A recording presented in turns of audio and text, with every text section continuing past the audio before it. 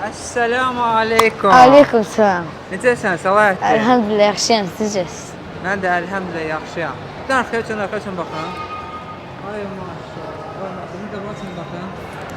Ay maşallah. Ay maşallah. Səlahattin, sənə bir dənə gözəl xəbərim var.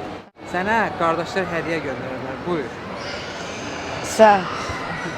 İndi əynini dəyişirsən, gəlirsən. Yaxşı, bu qardaşlar görsən sənə necə gözəl paltar göndəriblər. Get, dəyiş gəl inşallah. Bismillah. Yaxşı. Gözlə. Ay maşallah, maşallah. Səlahattin, super, super. Ya, tamam bakalım. Evet. Təbrik edirəm, təbrik edirəm. Bəs sənin bu qardaşlara nəsə sözün var, sənə burada paltar göndəriblər. Sözüm odur ki, mən indi moldayam. Molda rəqqədə paltar var. Hamısını mənə geyindirsələr, mən xoşbəxt olmayacağam.